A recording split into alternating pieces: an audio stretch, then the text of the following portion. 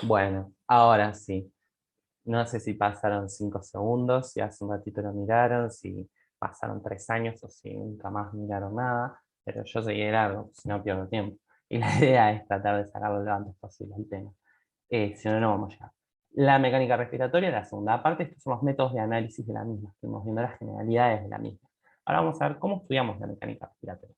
Y tenemos distintos métodos, como los métodos dinámicos, donde vamos a estudiar la compliance. ¿Ah? Y acá vemos los distintos parámetros que eran flujo, volumen y presión, donde de acá vamos a tener la variación de flujo, donde nosotros como que vemos que es desde el punto más negativo, digamos, hasta el punto más positivo. Esto, si se quiere, se puede hacer como una homologación a lo que son las longitudes de onda, de lo que es los campos electromagnéticos, las ondas electromagnéticas. Entonces podríamos decir que va desde una cresta a un valle, ¿ah? Y acá tenemos el delta F. Luego tenemos que el delta P sería la variación que hay acá, y el delta V es acá. ¿Ah? Serían las pendientes de esto. ¿Ah? Sigamos. Acá esto solamente para mostrar que los métodos dinámicos en distintos estudios de pacientes sin patologías pulmonares, pacientes EPOC, mostraron que no habían diferencias significativas con un intervalo de confianza de ser menor a 0,5, o sea, con un valor de P menor a 0,05, es un intervalo de confianza mayor al 99,00 al 0,5%, perdón, al 99,95%, mala mía, pero sí se vio que los métodos estáticos sí eran significativos, entonces son mejores para estudiar la mecánica ventilatoria. ¿Tá? Entonces esto nos da una aproximación teórica de cómo está funcionando ese ser humano en su mecánica ventilatoria, pero en lo que es la clínica, bueno, no, no es tan significativo. El componente dinámico, como ventaja que tiene, es que es fácil de obtener, pero es menos preciso que el estático. Lo que sí nos muestra acá, como vemos en vías aéreas normales, ¿tá? O sin patologías en la gráfica en negro, comparado con la gráfica en celeste, que es una persona con una enfermedad obstructiva, donde vemos que se grafica la dinámica de la compliance sobre la compliance estática, vemos que al aumentar la frecuencia respiratoria, esta relación disminuye.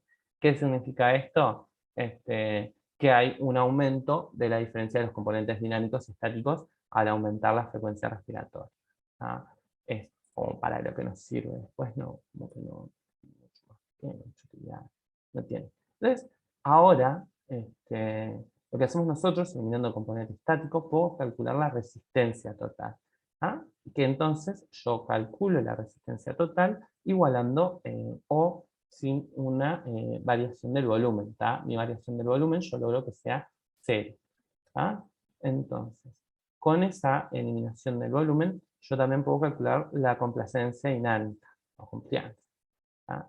Y, y eso lo voy a hacer con estas gráficas que tengo acá. La resistencia va a ser delta P sobre delta F, ¿ah? Como ya habíamos visto anteriormente, y la compliance va a ser delta E sobre delta P, y esto lo habíamos visto que se desprende de que la elasticidad es igual a el inverso de la compliance. Entonces, la elasticidad iba a ser delta P sobre delta B, entonces la compliance, si es el inverso, va a ser delta B sobre delta P. En cuanto a los métodos estáticos, yo acá lo que tengo es que elimino el flujo. Entonces acá voy a tener la compliance igual a delta B sobre delta P, por todo lo que ya hice previamente. Y vemos que uno de los métodos estáticos más utilizados y antiguos es el método de la ciperjeringa, pero que en general se hace en animales de investigación porque es súper cruel, y como no lo podemos hacer en humanos, lo hacemos en animales porque somos ratiolas, o se hace en preparados de pulmones cadavéricos, o bueno, hay quienes se atrevieron a más. Entonces lo que se hace acá, matecito, y hay que tomar mucha agua. ¿ah? Es introducir volúmenes de aires, distintos aires, volúmenes de aire y medir la presión en diferentes puntos a volúmenes crecientes consiguiendo distintos puntos, consiguiendo o consignando, mejor dicho, en distintos puntos lo que es la relación presión-volumen en inspiración y en expiración. Entonces acá tenemos en inflación y deflación. Interpretamos como ustedes quieran. Y se usa en general con fines experimentales. En la clínica se usa la oclusión al final de la ventilación. Como el paciente está en CPI, está ventilado, generalmente está sedado, ni se entera. No pasa nada. Es tremendo, no se le entera. Por ejemplo, acá lo que les decía, se usa con fines experimentales. Acá puede ser un paciente ventilado, en donde se ve los cambios en el volumen en función del aumento de la presión. Y acá podemos ver una gráfica que simula bastante lo que veíamos de la mecánica ventilatoria con sus tres tiempos, ¿tá? El tiempo de baja compliance, el tiempo de volumen máximo y el tiempo energéticamente más favorable, en lo que es inspiración, que sería este, y lo que es expiración, que sería este. ¿Ah? Dentro de los métodos estáticos, como dijimos, lo podemos hacer en personas que están vivas, y uno de esos métodos es la oclusión al final de la aspiración. Acá lo que vemos es que la persona está ventilando tranquilamente, y acá vemos la dinámica ventilatoria, hasta que acá, en este punto, se le pide que quede en apnea, o si está ventilado, nosotros le cortamos el flujo y ya fue, es mucho más fácil, y hacemos que esa persona deje de intercambiar volumen durante unos 5 segundos aproximadamente. Esto lo que hace es que se homogeneice el gas en el pulmón. Entonces, vamos a ver qué escribí, y vamos a ver qué les explico en función de eso. Ponemos que la presión de meseta, que va a ser esta, porque tiene forma de Z, así que tiene sentido, o presión plató, podría ser plato, porque también es llana con plato, aunque a mí me gusta el plato no, porque entra más comida, pero bueno, eso no viene el caso ahora. Se llega aproximadamente a los 5 segundos luego de la oclusión. La presión alveolar se corresponde con la presión de la vía aérea en esas condiciones. Entonces ahí podemos decir que la presión alveolar y la presión de la vía aérea son iguales, se homogeneizan. Entonces nosotros tenemos que la compliance de ese sistema respiratorio es igual a el volumen corriente dividido la diferencia entre la presión de la meseta o presión plató menos la PIP, que la PIP es la variación y esa diferencia de presiones es delta P, tendría que haber puesto, no sé por qué puse delta P, no sé, me recabió. En fin, en este ejemplo, la presión positiva es cero. ¿Por qué? Porque sí, porque está en C. ¿Por qué? Porque está acá. Pero acá nos muestran que pueden haber presiones positivas. Y esto también es con el método al final de la oclusión, pero vemos acá que tenemos presiones positivas que nos llegan a 0, como acá. Estos métodos estáticos acá nos muestran con el balón que se miden la vía aérea, se entra por la tráquea, se insufla hasta aproximadamente 40 milímetros de mercurio, y nos permitiría medir lo que es la vía aérea. Acá veíamos el esófago, la pleura, todo esto para poder medir sobre todo lo que es la presión intrapleural, porque si nosotros tenemos lo que es la presión intrapleural, podríamos separar la mecánica ventilatoria de la pared torácica de la del pulmón. Entonces nosotros sí podríamos tener las presiones pulmonales, o sea, realmente la presión pulmonar, y no la que hace el pulmón junto con la pared, sino solo la pulmonar, que sería la presión alveolar, menos la presión pleural, que la buscamos, la encontramos con este manguito, con esa insuflación, con ese globo. Y luego la presión parietal sería la presión pleural menos la presión atmosférica, porque la pared está expuesta a la presión atmosférica, que aproximadamente, si es una atmósfera, son 760 milímetros de mercurio, si vamos a estar trabajando en milímetros de mercurio. Sí, 770, 62, creo que son 760 milímetros de mercurio, una atmósfera, 1013 hectopascales, y bueno, ahí no sé qué otras unidades hay. de presión más, sube milímetros de agua o centímetros de agua, pero está, acá no aplica. Entonces nosotros ahí tendríamos realmente esas presiones.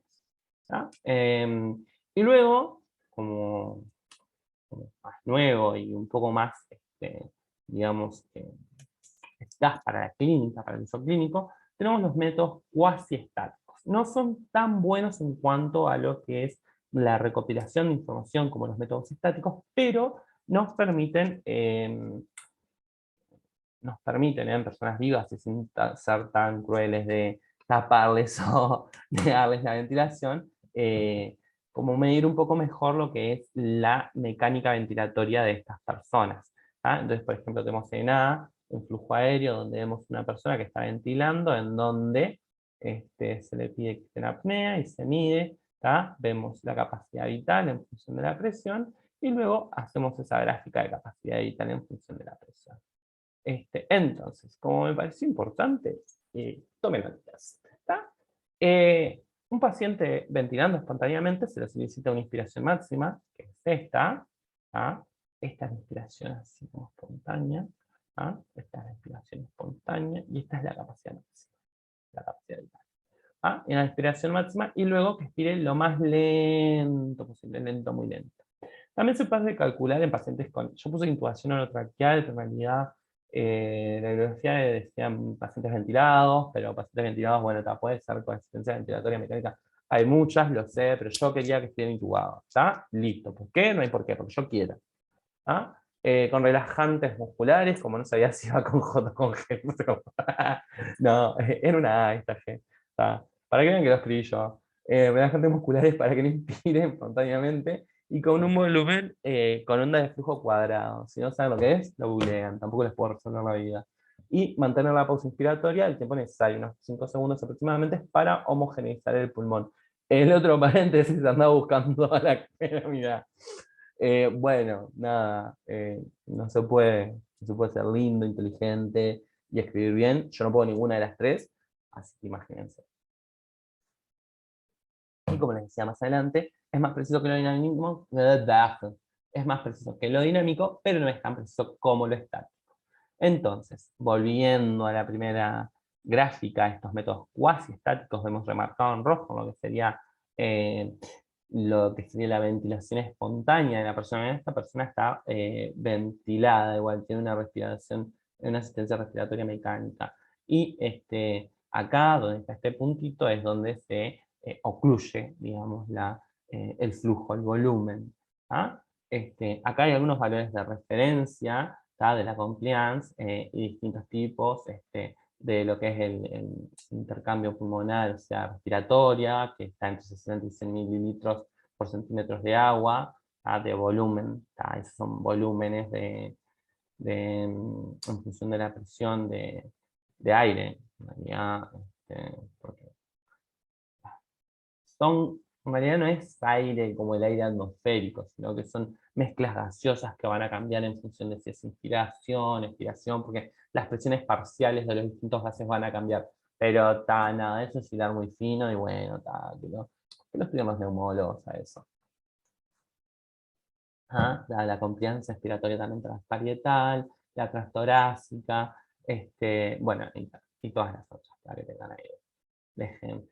Los valores de referencia, y que estos son muy importantes en lo que es el síndrome de distrés respiratorio, que ya lo estuvimos viendo que era una de las consecuencias, y en la clínica, para ver cómo actuamos, cómo intervenimos, cómo podemos ayudar, qué presiones podemos agregar, cómo podemos intervenir, por ejemplo, en este paciente que está o es una siembra miliar por un BK, o en este caso puede ser, esto tiene claramente un líquido que está ocupando parénquima pulmonar. Esto es es una tomografía computada, ya no se dice más TAC porque no son axiales, son helicoidales. Si no lo saben o no lo manejaban, vayan a los videos de anatomía y generalidades de imágenes, de diagnóstico imagenológico, que ahí está muy diagnosticado. Y vemos que esta densidad es similar a más un líquido, mientras que esto sí es una radiografía, y vemos que también pareciera un patrón algonoso, edema agudo de pulmón, puede ser esto, una insuficiencia cardíaca descompensada. Acá pareciera esbozar la silueta cardíaca, pero bueno, nada, perdón, me gusta más la clínica. Y hay otros métodos que escapan a lo que es el curso, pero que está bueno nombrarlos, saber que existen, y a quien me interese que lo estudie un poco más a fondo, como lo que es el cálculo del trabajo respiratorio, viejo y querido. Esto es presión por volumen, se van viendo, está la compliance del pulmón, la compliance de la pared del pecho, ¿tá? Y la presión esofágica, ¿tá? Entonces tengo la respiración espontánea, la insuflación pasiva, y esto es el volumen, ¿tá? Y entonces se va haciendo este loop que nos da como la curvita de lo que es la ventilación. Tenemos otros métodos de medición de la mecánica, como el índice de estrés, que este es uno de los que más se está utilizando y que más se está estudiando actualmente, en donde tenemos el estrés como la variación de presión transparietal y el strain como la variación de volumen sobre la capacidad respiratoria funcional. Sí, funcional. Pensé que era la vital, pero bueno, si dice funcional, es la funcional. ¿Quién soy yo para discutir? Y ahí tenemos en el recuadro las distintas formas de calcular. Delta B, que, bueno, le ponen pausa y lo copian, no me jodan. Bueno, y esto es importante en la aplicación clínica porque nos permite hacer diagnósticos de distintas patologías o estudiar, porque nos genera modificaciones de lo que es la morfología, ¿tá? Vamos a tener un registro que lo vamos a poder ver, ¿tá? Voy a hacer la analogía con el electrocardiograma, donde nosotros vemos en el electrocardiograma reflexiones y interpretamos cosas que están pasando en el corazón, ¿tá? La conductividad cardíaca. Bueno, acá vamos más o menos a tener lo mismo, vamos a ver variaciones en el volumen, y en función de esas variaciones en el volumen y la presión, vamos a ver variaciones que nos van a ser sugestivas de diferentes cosas y nos van a permitir hacer diagnósticos. Por ejemplo, en el primero hacemos expresión en función del tiempo y vamos a tener, por ejemplo, un índice de estrés igual a 1, que es normal, ¿tá? Y en rojito es lo que va a variar. Cuando tenemos una sobredistensión, tenemos que el índice de estrés va a ser mayor a 1, y cuando te queda en el punto máximo. Y cuando tenemos un reclutamiento total, vamos a tener que el índice de estrés va a ser menor a 1. ¿Tá? Luego tenemos como el poder mecánico, la mecánica, el potencial mecánico, mejor dicho, el poder mecánico. Que esto va a ser muy importante porque vamos a usar los parámetros ya estudiados previamente y esto nos va a poder ayudar a hacer diagnósticos o para poder hacer estadificar distintas patologías. ¿Tá? Acá tenemos la bibliografía recomendada y bueno, ese es el canal, la foto que tienen que encontrar, suscribirse, darle like, activar la campanita, dejar comentarios, qué les gustó, qué no les gustó, qué cosas quieren cambiar, qué más quieren dar. Sugerencias y correcciones, porque capaz que me comí algo, me he comido varias cosas, no me voy a comer algo acá, o lo que sea. ¿Ah? Voy a dejar de compartir porque tengo ganas, porque quiero, porque puedo, porque soy yo que está grabando, y bueno, nada, les espero la próxima. Que bueno, yo la voy a grabar ahora, pero no sé cuándo la van a ver ustedes.